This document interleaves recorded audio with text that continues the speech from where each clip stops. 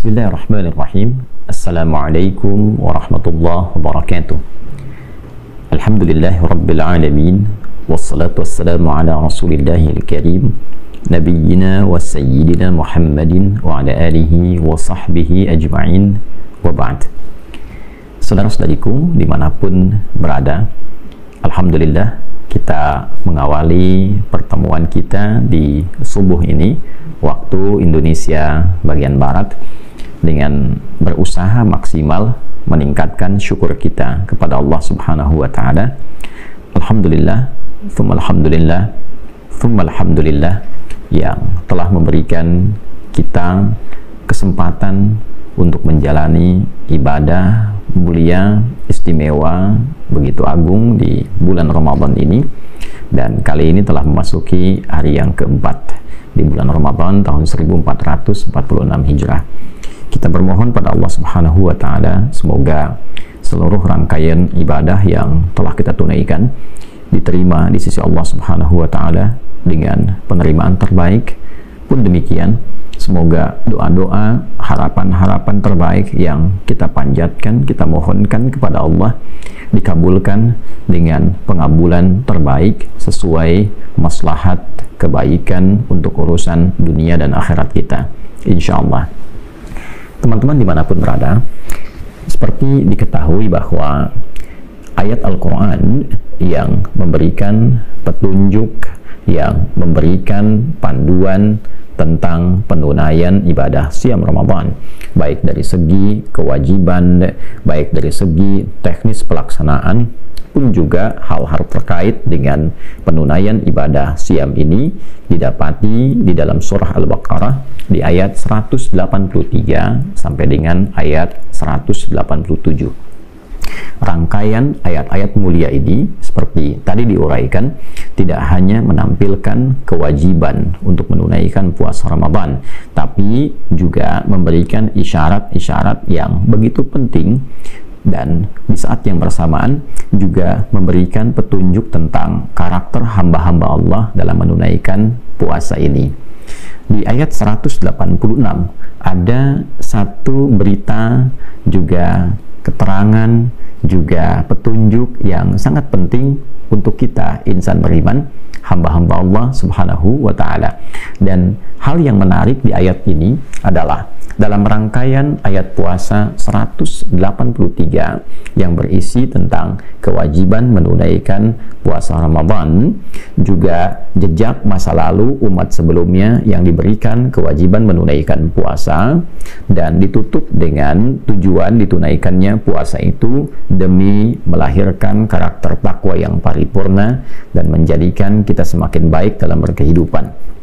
Kemudian di ayat 184 kita diberikan petunjuk oleh Allah sekaligus keterangan yang jelas tentang waktu penunaian puasa, berapa lama itu ditunaikan, kemudian toleransi bagi hamba-hamba Allah yang mungkin di saat waktu penunaian puasa Ramadan itu sedang memiliki keadaan yang tidak memungkinkan untuk menunaikan ibadah siam. Apa yang harus dilakukan bila kelak setelah Ramadan memiliki kemampuan, seperti apa penunaian untuk mengganti ibadah di bulan Ramadan itu, dan bila diduga, dinilai secara medis, secara klinis tidak punya kemampuan untuk menunaikan itu dalam masa hidupnya, maka apa yang harus dikerjakan sehingga dengan itu bisa mengganti dan bahkan diharapkan menyamai ibadah yang ditunaikan khususnya pada saat puasa Ramadan itu.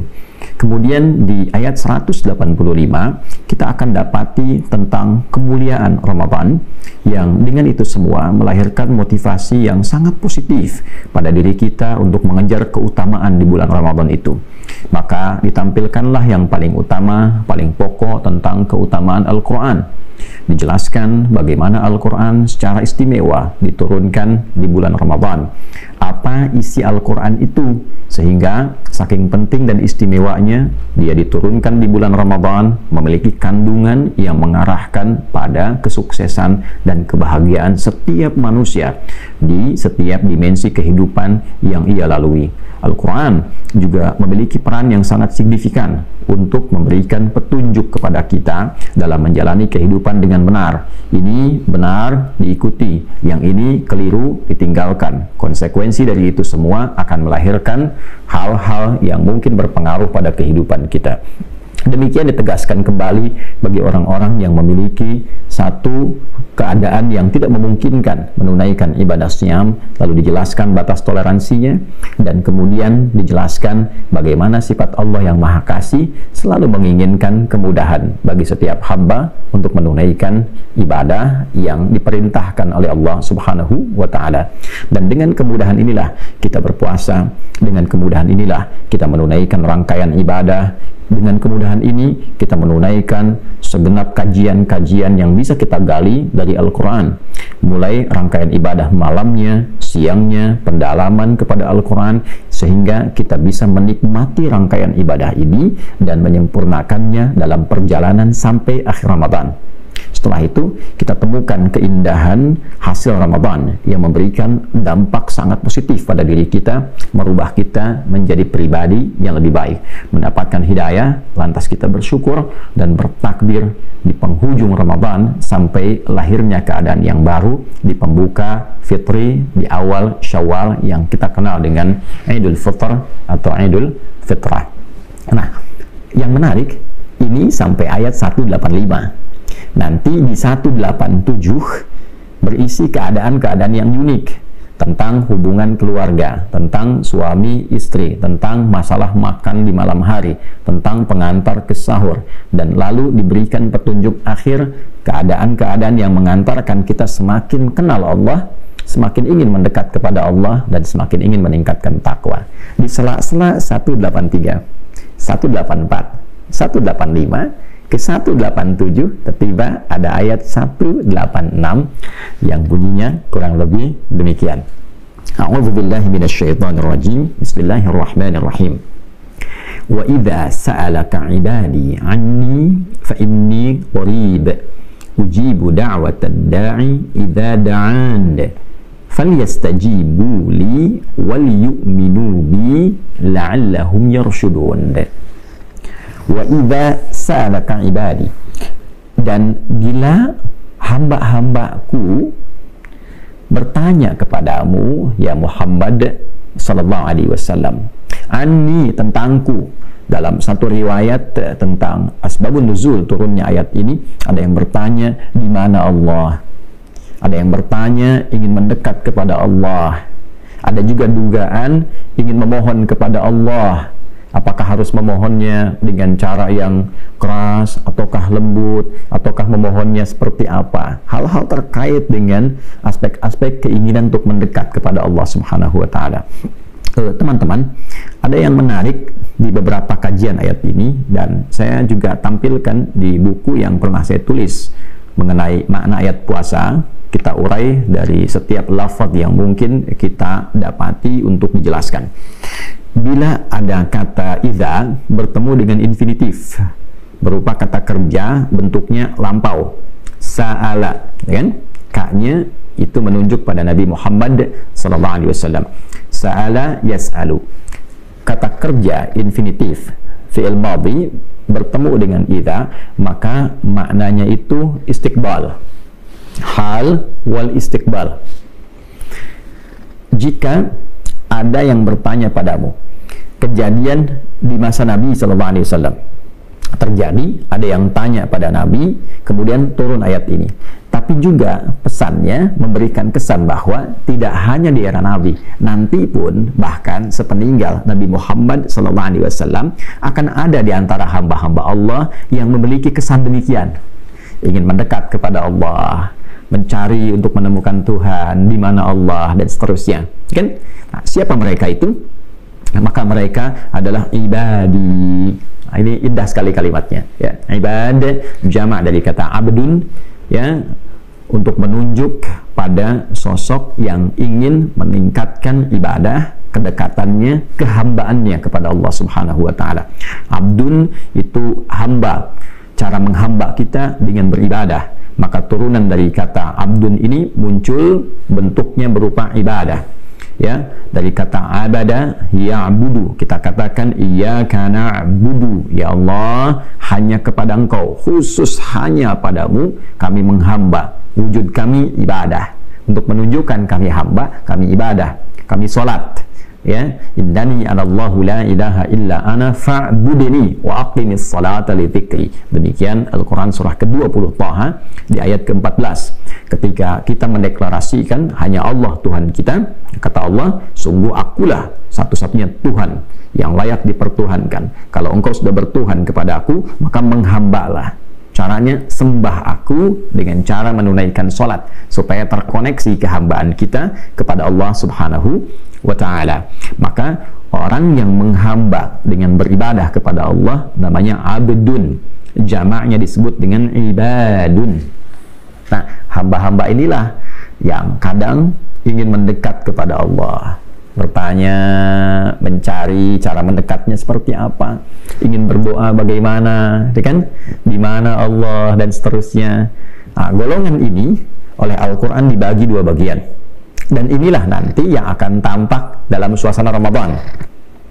Golongan pertama, ada hamba-hamba yang memang sudah melatih diri dengan ketaatan sehingga menjadi pribadi yang baik. Ya, sebelum Ramadan pun sudah merasa dekat dengan Allah sehingga turun kasih Allah pada dirinya. Kasih Allah yang diberikan dalam kehidupan dunia secara luas tanpa batas disebut dengan Rahman.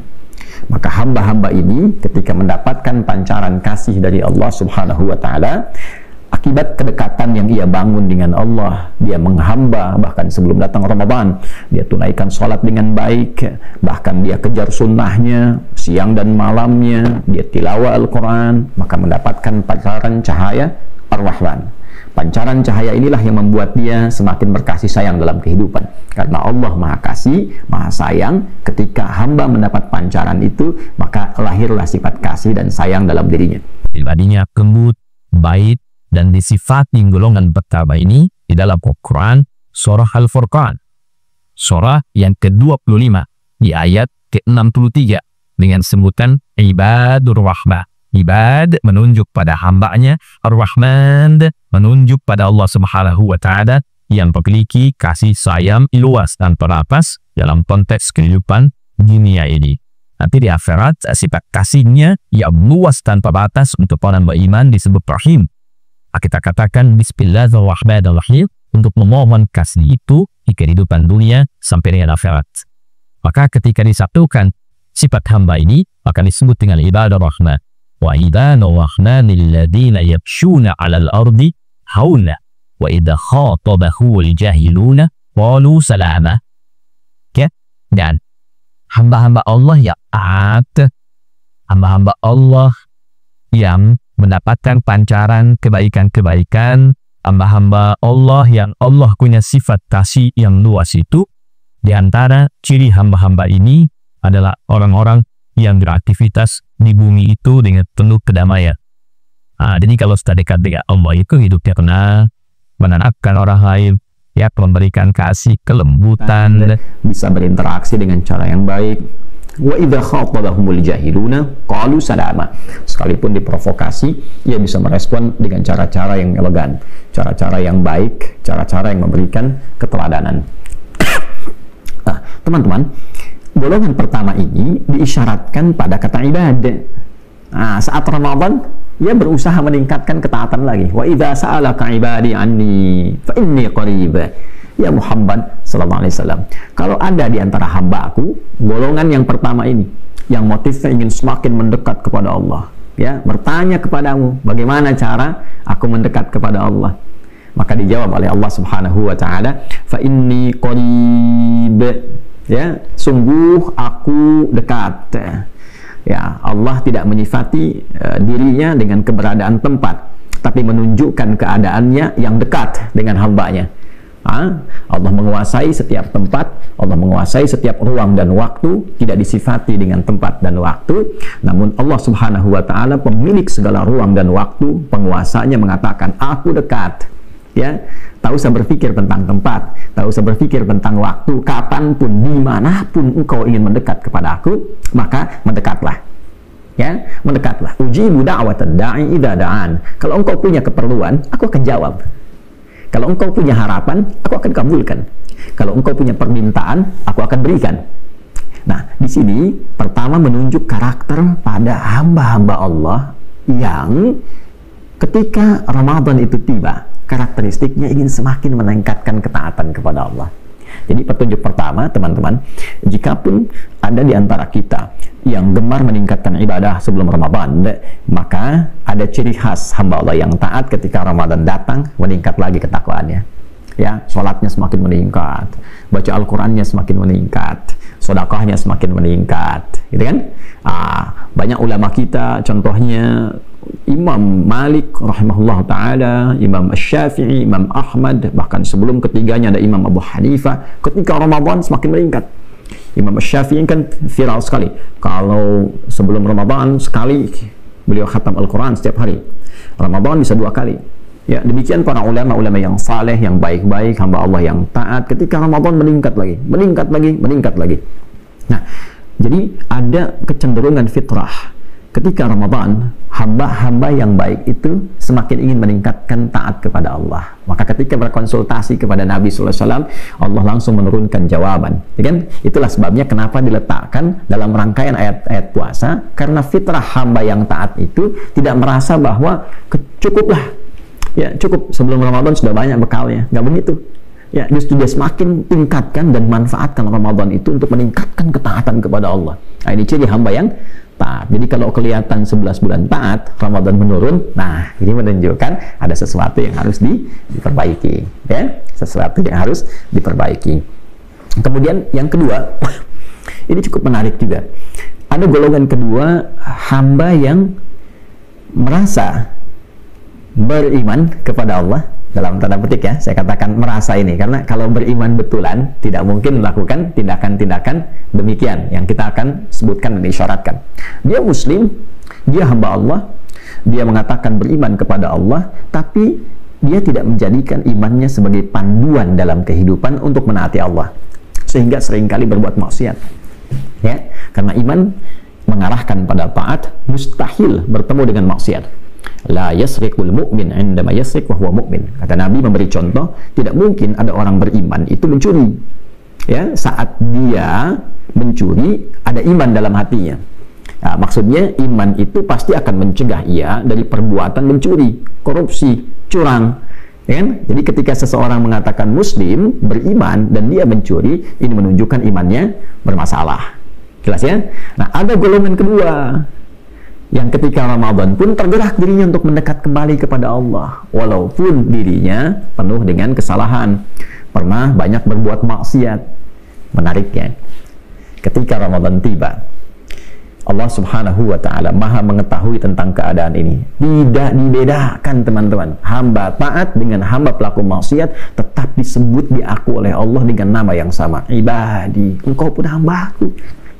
Walaupun engkau pernah berbuat maksiat, engkau banyak berbuat maksiat, bahkan engkau berumur maksiat, engkau tetap hambaku.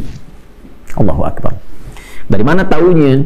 Ya, golongan kedua ini masuk pada kategori ibadah, kita temukan di surah Az-Zumar misalnya, di ayat 53. Qul ya ibadi, qul ya ibadiyalladzina asrafu ala anfusihim, la taqnatu min rahmatillah.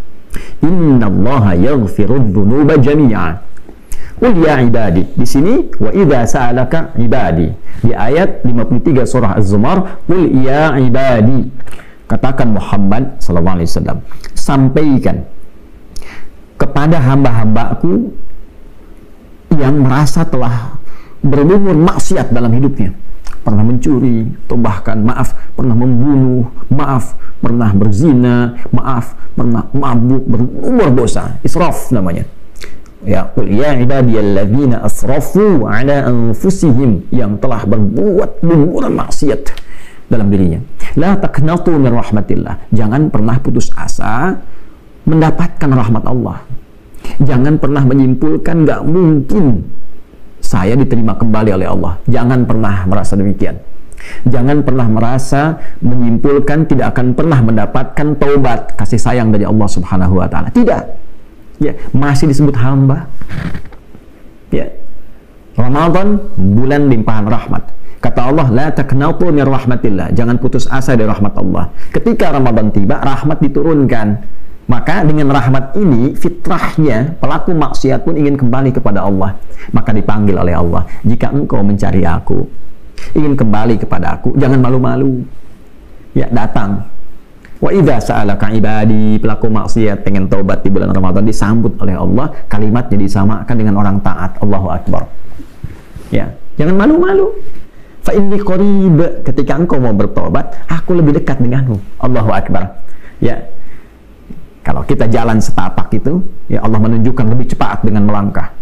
Ya, kita jalan melangkah, Allah menunjukkan lebih cepat, ya, dengan berlari, menunjukkan kesan cepat. Maksudnya apa? Kita bergerak sedikit, Allah lebih cepat menemukan kita.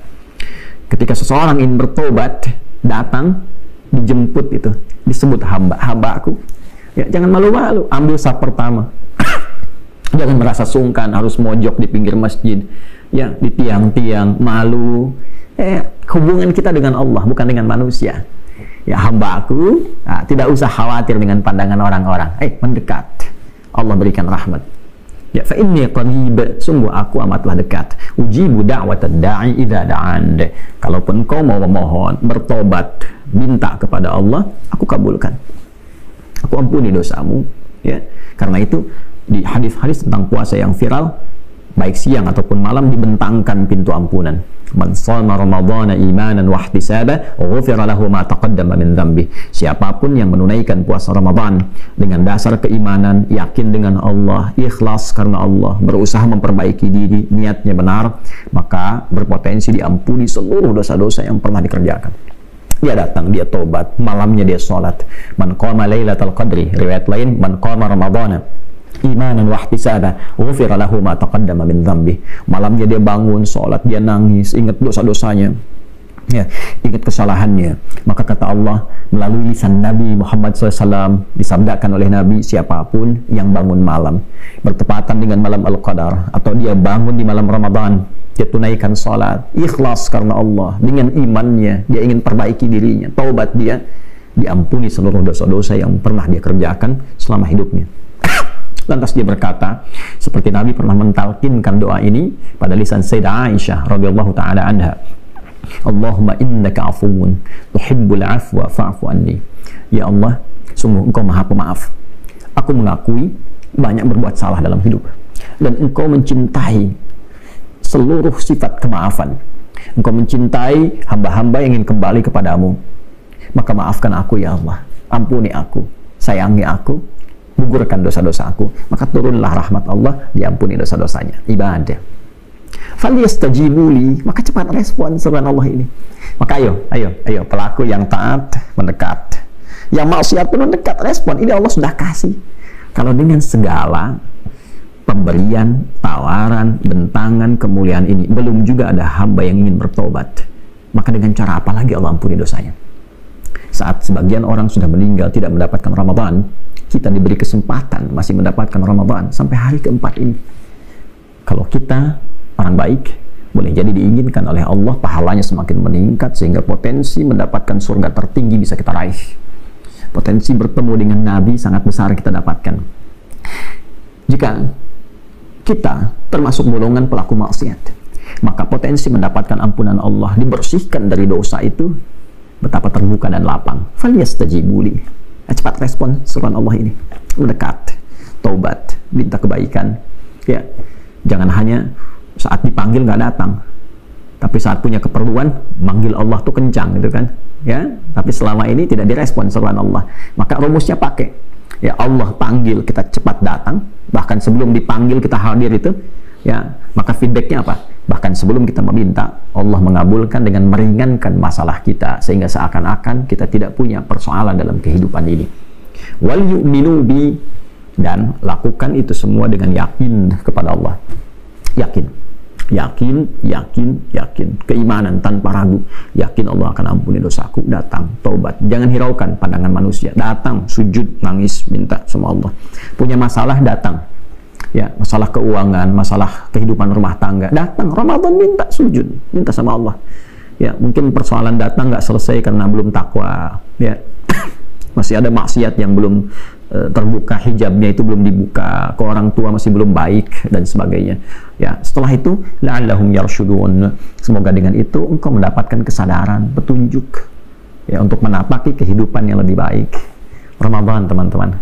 Ramadan dibentangkan berbagai macam kemuliaan. Saat kita menikmati ibadah Ramadan, ada bagian dari keinginan kita untuk mendekat kepada Allah, semakin dekat, semakin meningkatkan taat, ataupun juga mendekat untuk menghilangkan maksiat, sehingga setelah Ramadan selesai, dua golongan hamba ini kembali mendapatkan kebersihan fitrahnya, kembali ia kepada keadaan fitrahnya, kembali ia bisa makan lagi, minum lagi dengan keadaan yang berbeda dari sebelumnya. Maka Idul Fitr memberikan kenikmatan berbeda untuk orang-orang yang mau mengamalkan dan meresapi apa yang Allah tunjukkan di ayat ini. Semoga kita digolongkan oleh Allah Subhanahu wa taala pada golongan hamba-hamba yang mau mendekat kepadanya dengan taat, mau mendekat kepadanya dengan bertobat, dan semoga dengan itu semua kita menjalani kehidupan ini dengan lebih baik, hayatan thayyibah, dan bila pun wafat dalam keadaan husnul khatimah. Semoga bermanfaat. Maafkan saya, Adi Hidayat. Subhanakallahumma rabbana wa bihamdika asyhadu an la ilaha illa anta nastaghfiruka wa natubu ilaik. Wa akhiru da'wana alhamdulillahi rabbil alamin. Assalamualaikum warahmatullahi